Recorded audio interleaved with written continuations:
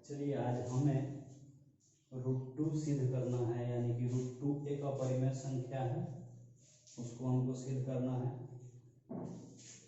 आज हम लोग √2 को सिद्ध करके देखेंगे कि √2 एक अपरिमेय संख्या है। इसके पिछले वाले क्लास में हम लोगों ने एक फॉर्मूला पढ़ा था कि परिमेय संख्या परिमेय प्लस अपरिमेय बराबर क्या होता है, अपरिमेय होता है। इस चीज को हमने पिछले क्लास में देखा है। अपरिमेय संख्या यानी कि परिमेय संख्या और अपरिमेय संख्या का योगफल क्या होता है, अपरिमेय संख्या होता है। फिर इसी तरह हमने परिमेय संख्या और अपरिमेय संख्या का गुणा देखा, तो यह भी क्या होगा, अपरिमेय संख्या ही होगा। ठीक है।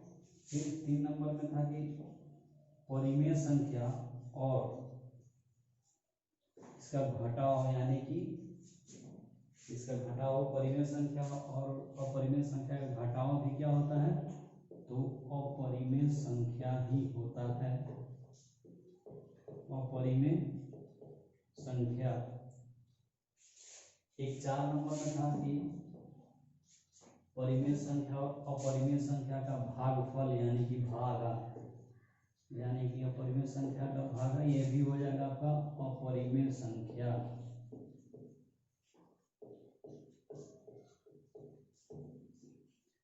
यानी कि परिमेय संख्या का जोड़ घटाव गुना भागा सब होगा अपरिमेय संख्या।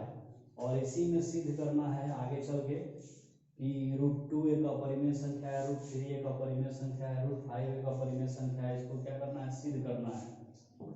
तो इसके पिछले वाले क्लास में हम लोगों ने एक प्रमेय को देखा था, जिसमें उस प्रमेय में था कि जो संख्या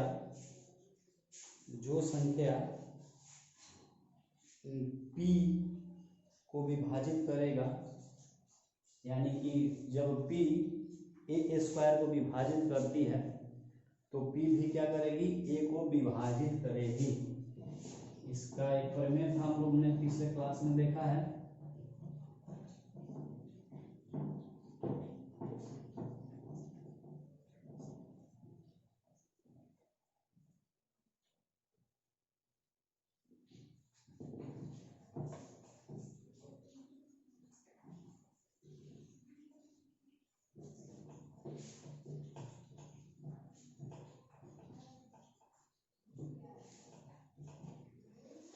चलिए, प्रमेय हम लोगों ने पढ़ा था, यानी कि सिद्ध करने, साबित करना था कि जब p a² को विभाजित करती है, जब p a² को क्या करती है, विभाजित करती है, तब p भी क्या करेगी, जब p a² को विभाजित करती है तो p भी a को क्या करेगी, विभाजित करेगी। यानी कि इस थ्योरी को हम लोगों ने पहले विभाजित करेगी। यही था एक प्रमेय में कि जब p a² को विभाजित करती है, विभाजित करती है, तब p भी a² को विभाजित करेगी। ये नॉर्मल थोड़ा सा हम इसमें समझाने की कोशिश कर रहे हैं।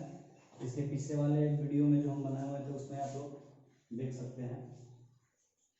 चलिए अब क्वेश्चन पे हम सीधा चलते हैं। इसी प्रमेय के आधार पे, ये प्रमेय में था जो कि आपकी किताब में लिखा भी हुआ है। प्रमेय संख्या 1.3 है।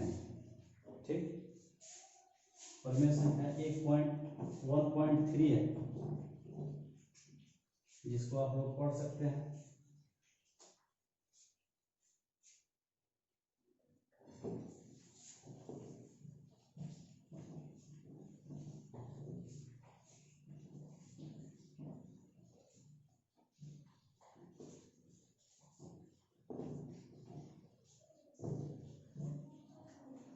चलिए अब हम लोग प्रश्न की ओर बढ़ते हैं। एक्सरसाइज 1.3 में है, सिद्ध करने वाला है कि क्वेश्चन था कि सिद्ध करे कि √2 एक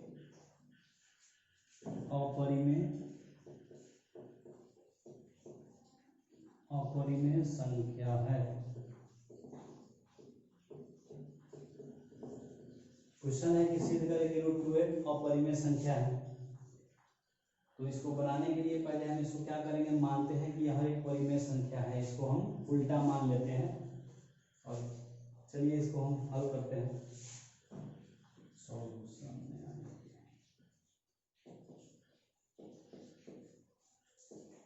माना कि √2 एक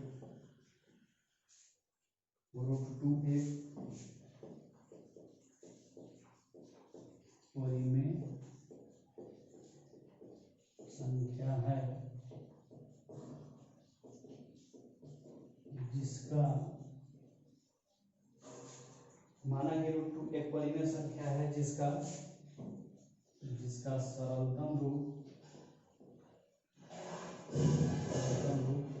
P/Q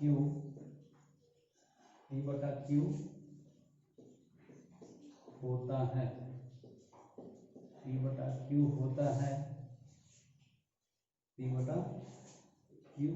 होता है जहां P एवं Q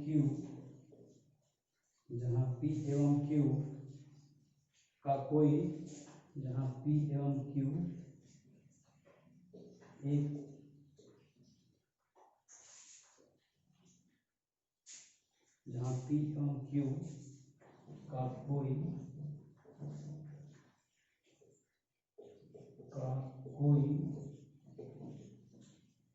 कोई उभयनिष्ठ गुणनखंड नहीं है।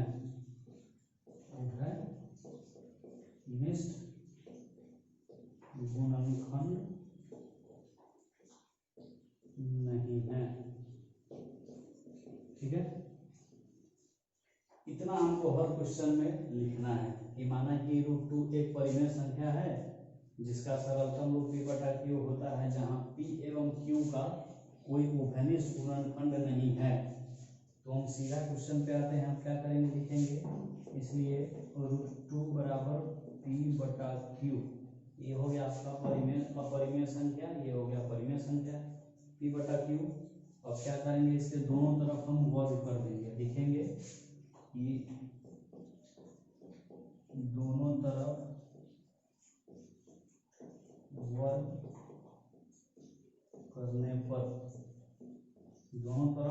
करने पर अब इसका दोनों तरफ वर्ग कर दिया, यानी कि √2 का होल स्क्वायर कर दीजिए बराबर P/Q, यानी कि टोटल का होल स्क्वायर कर दिया, यानी कि दोनों तरफ होल स्क्वायर हो गया।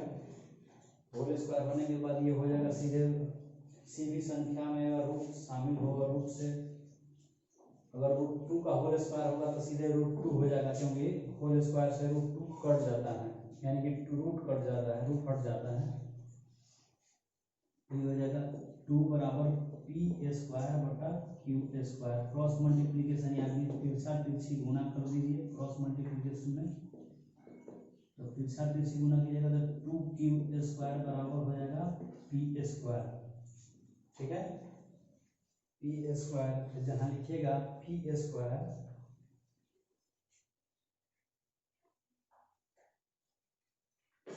इसमें है तो P² 2 से विभाजित है, लिखिएगा P² 2 से विभाजित है,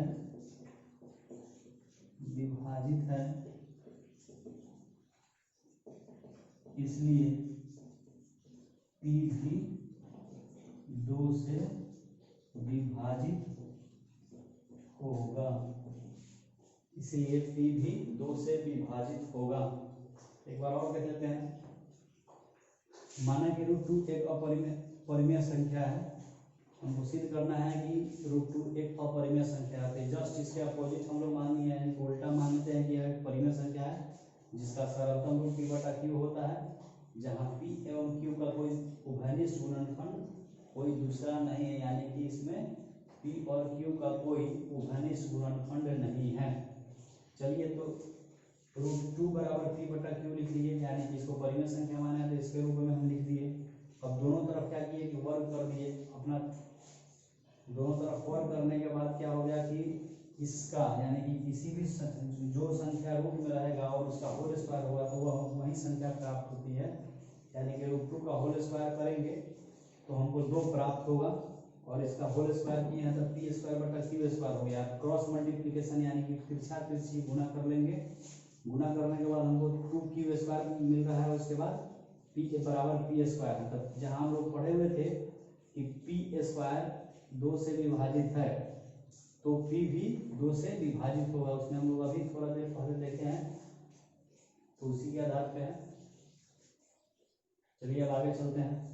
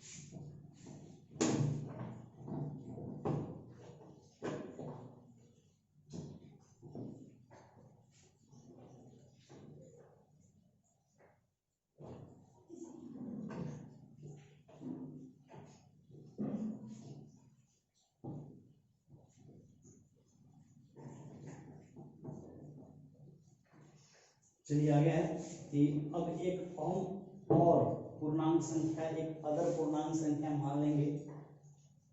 तो एक अलग पूर्णांक संख्या मान लेते हैं कि माना कि फिर से माना कि m एक पूर्णांक संख्या है, यानी कि पूर्णांक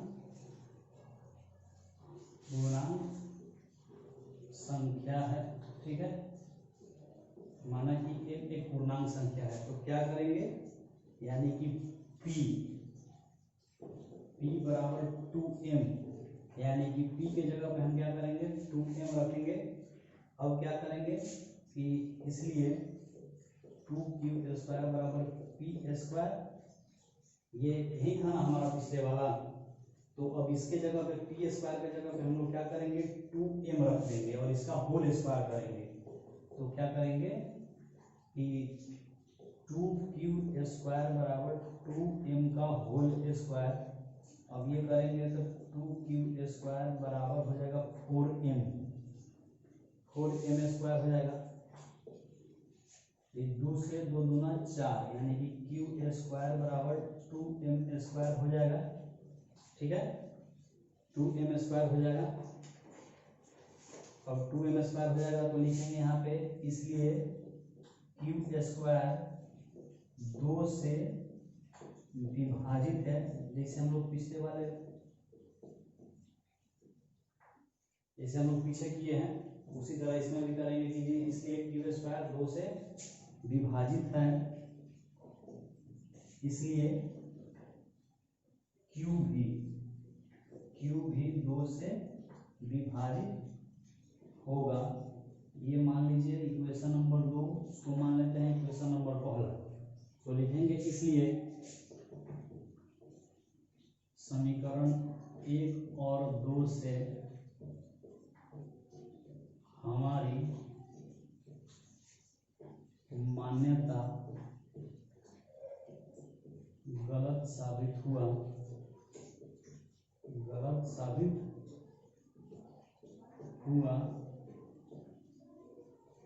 इक्वेशन फर्स्ट और सेकेंड से हमारी मान्यता गलत साबित हुआ, इसलिए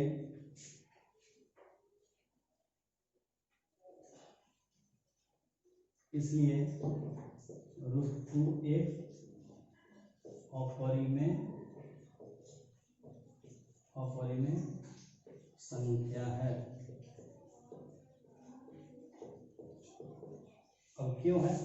क्योंकि हम लोगों ने P और Q के अलावा कोई दूसरा घनिष्ठ पूर्णखंड इसमें नहीं था, लेकिन यहाँ पे क्या हो गया कि दो से ज्यादा घनिष्ठ पूर्णखंड आ गए। यहाँ के दो यहाँ पे है और दो पिछले वाले में था।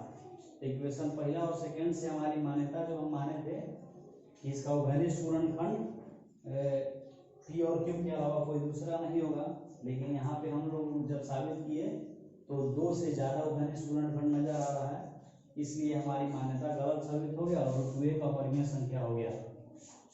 फिर एक बार और मिला लेते हैं, देख लेते हैं इसको एक बार कि जो हम लोग पीछे वाले इसी में किए हैं पीछे, उससे आगे बढ़ के माना कि m एक पूर्णांक संख्या, कोई अगर एक पूर्णांक संख्या ले लेना है, एक पूर्णांक संख्या हम m ले लिए, आप लोग कुछ भी ले सकते हैं a b c, यानी कि z भी ले सकते हैं, कोई भी पूर्णांक संख्या आप लोग मान सकते हैं। हमने एक m माना है तो एक अलग पूर्णांक संख्या m मान लिए, एक पूर्णांक संख्या है जहां p बराबर 2m। और देखिए इसके पिछले वाले में हम लोगों को क्या आया था कि 2q² बराबर p², इसी p² के जगह पे हमको 2m का वैल्यू रखना है, यानी कि जो हम m माने हैं उसको 2m के साथ इसमें रखना है। अब यहाँ पे हम p बराबर 2m इसीलिए लिखे हैं, यहाँ पे p बराबर 2m इसलिए कि 2q² बराबर p², तो p² के जगह पे हमने क्या रख दिया 2m रख दिया, और 2m रखे तो 2q² बराबर 2m², इसका होल स्क्वायर करेंगे तो 2 दूना 4, इसका नहीं करेंगे इसका करेंगे क्योंकि ये पहले वाला है, हम इसमें वैल्यू रखे हैं, इसमें वैल्यू कुछ नहीं रखे हैं, इसलिए जो है वही रहेगा। तो 2 दूना 4 हो जाएगा, यानी कि 4m² हो गया, 2 से कट जाएगा तो 2m² हो जाएगा, इसलिए q² बराबर 2m², इसलिए q² 2 से विभाजित है तो q भी क्या होगा कि q भी 2 से विभाजित होगा, यानी कि समीकरण 1 और 2 से हमारी मान्यता क्या हुआ गलत साबित हुआ, इसलिए √2 एक अपरिमेय संख्या है। और ये हर साल VVI क्वेश्चन रहता है इस √2 √3 √5, और इसी पे आपका √3 √5 √7 इत्यादि जितना भी क्वेश्चन होगा ये सब आपका सिद्ध होता चला जाएगा।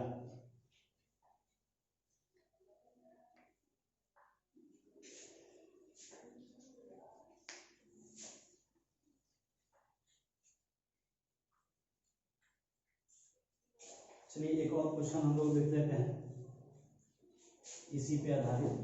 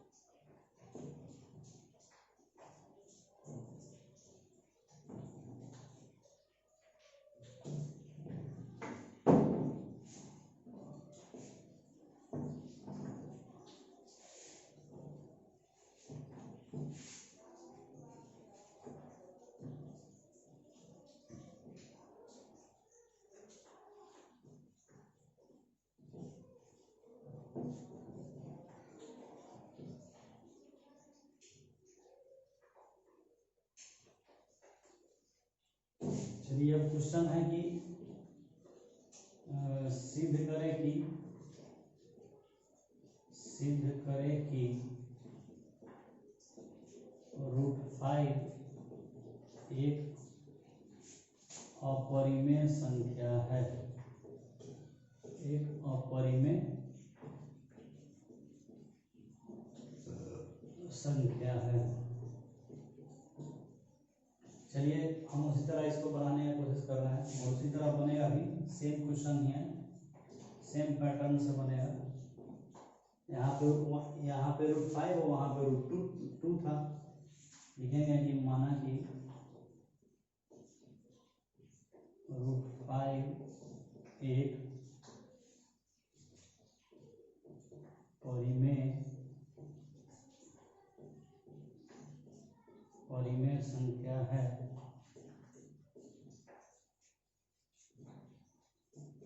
जिसका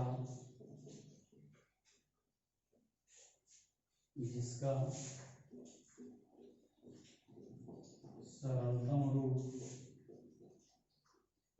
P/Q होता है,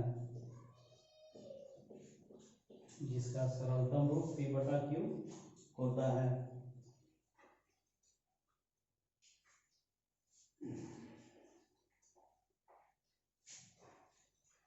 जहाँ P एवं Q का कोई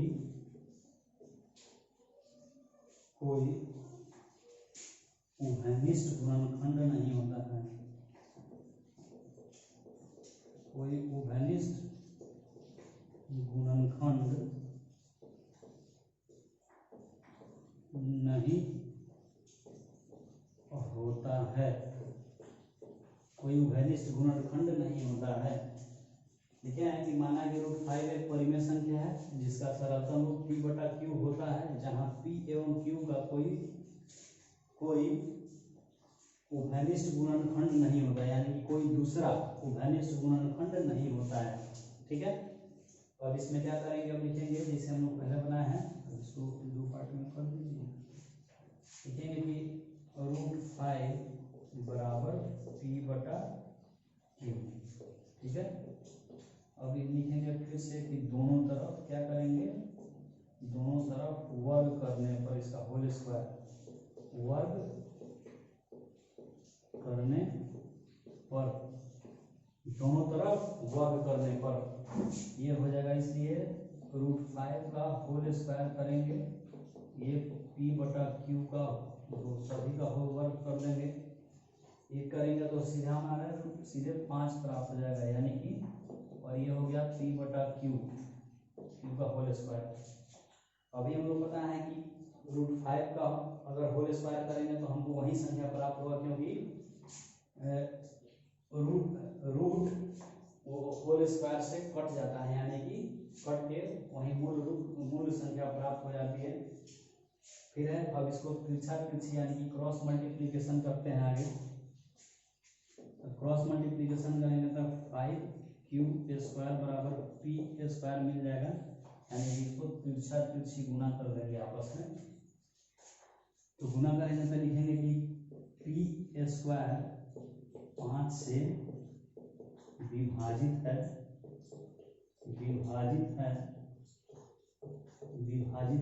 P² 5 से विभाजित है, तो इसलिए P भी 5 से विभाजित होगा,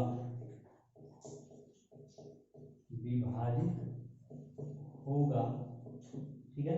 हम इसको इक्वेशन फर्स्ट मान लेते हैं। ठीक है, ये हमारा पैटर्न आ गया, तो इसको हम मान लिए विभाजित होगा। ठीक, यहाँ पे नहीं, इसको यहाँ पे मानते हैं, यहाँ पे नहीं, इक्वेशन फर्स्ट इसको हम यहाँ पे मान लेते हैं, ऊपर वाले को मान लेते हैं। और फिर क्या करेंगे, हम एक अलग पूर्णांक संख्या रख के फिर से इसको देखेंगे। तो फिर हम लिखते हैं कि माना कि m एक पूर्णांक संख्या है, m एक पूर्णांक संख्या है, m एक पूर्णांक संख्या है। तो क्या करेंगे कि यहाँ पे क्या है हम लोगों का कि 5Q² बराबर P² आया है ना। तो क्या करेंगे कि P² बराबर 5M हम लोग क्या करेंगे, रख देंगे। ठीक है, ये हो गया। और फिर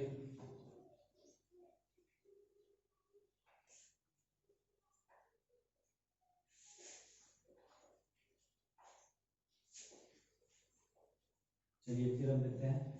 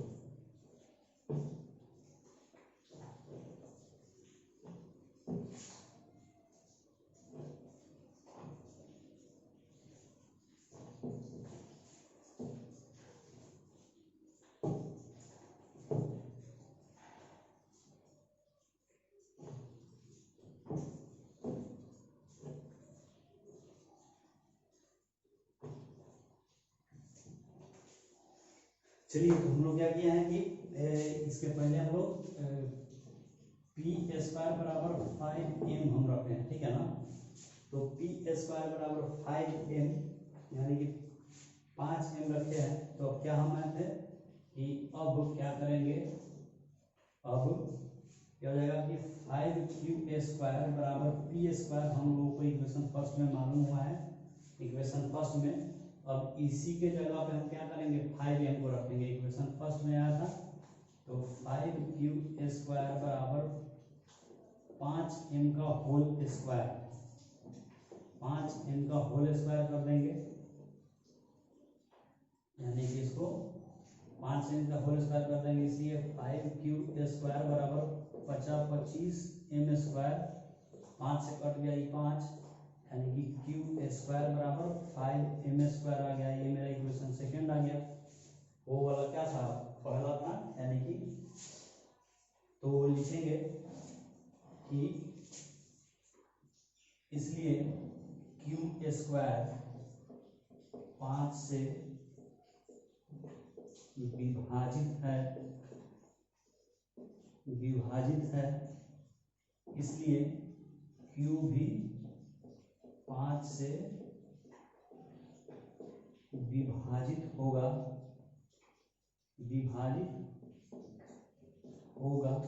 ठीक है। अब क्या करेंगे, इसलिए मान लेंगे, इसलिए समीकरण 1 और 2 से हमारी मान्यता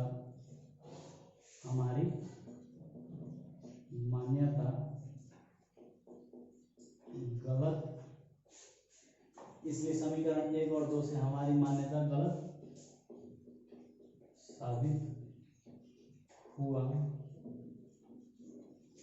साबित हुआ, इसलिए √5 एक अपरिमेय